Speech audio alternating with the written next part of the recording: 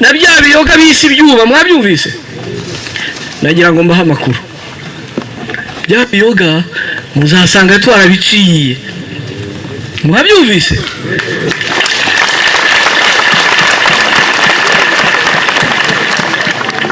inshuro irenze imwe hano cyangwa Nyamagabe ntibahari igituma bahaje se nuko bari bahakumbuye bijya gutangira inzoga zitujuje ubuziranenge zarahagurukiwe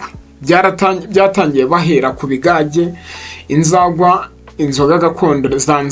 zenzwe mu buryo butuje ubuziranenge ibi ngibi byatewe n'imbarutso yatewe nuko hari abantu batashe ubukwe bwari buherereye Kibungo mu karere ka Ngoma aho ngo bavugaga ko bagaburiwe banyoye umutobe ariko uwo mutobe ukaza kubagwa nabi abarenga 100 bose bakaruhukirizwa mu bitaro bya Kibungo aho bamwe rwose ngo bari indembe abandi bakajyanwa mu cyo bita ICU intensive care unit ibi ngibi rero byaje gutuma inzego zahaguruka ziravuga ziti kino kibazo gishobora kuba kiri bangamiye ubuzima bw'uwo muntu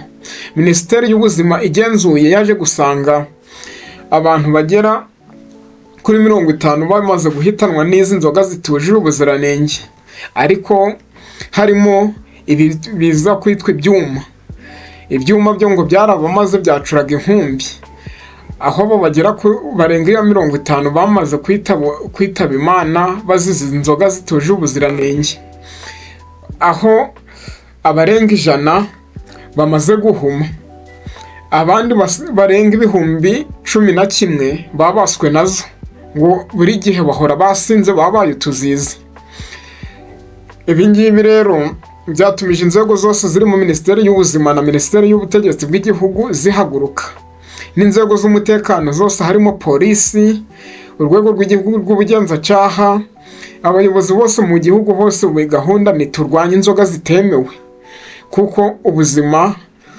bw'igihugu bwaba buri mu kaga igihe twareka zino inzoga zikaguma kunyobwa n'abanyarwanda ikindi kintu kigaragara nuko abo bakora ibi byuma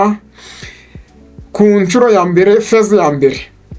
hahise hagarikwa inzoga inganda zikora ibyuma zigera ku 8 noneho ku nshuro ya kabiri hahagaritswe inganda zigera kuri 101 harimo izikora ibyuma izikora inzagwa ngo mu buryo bugezweho izikora ibigage izo zose zarahagaritswe ariko kandi bakavuga bati se ibi byose byamaze iyi myaka yose inzego zabahaga uburenganzira ngo bakore zarebagahe bagashira mu majwi ko ngo ruswa ishobora kuba iri kuvuza ubuhuha mu nzego nka FDA na Rwanda Standard Boards RSB bakongera bakavuga bati yewe narika harimo umunyamakuru nka Mutabaruka na Kenesi bavuga bati ibi ngibi nta byari bigomba gukubita iki gihombo kimeze ngutyo kuko ni nko gufata ubukungu bw'igihugu bakavutura hasi kubera inyungu zabo bwite ahubwo ribu kiba yaravuze iti dutangije iyo operation yo guhiga inzoga zitemewe z'ibyuma n'izi nganda zifungwe ariko aba bageze muri gereza bakagenda bapudetinga abaturage bati ibifi binini byari byibitseho bizi kuconcomera karuswa na kabitugukwaha zatawe muri yombi ngayo nguko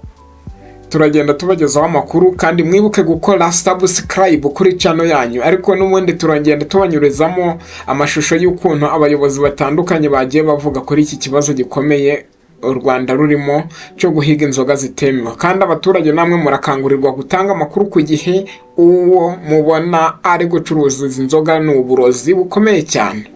zirangiza impyiko imyijima ubwonko izo nyama kandi ni ingenzi cyane ngo amagarara seseka ntayorwe ntimwiroge mw'abanyarwanda mwe mukore subscribe kuri Rwanda Today channel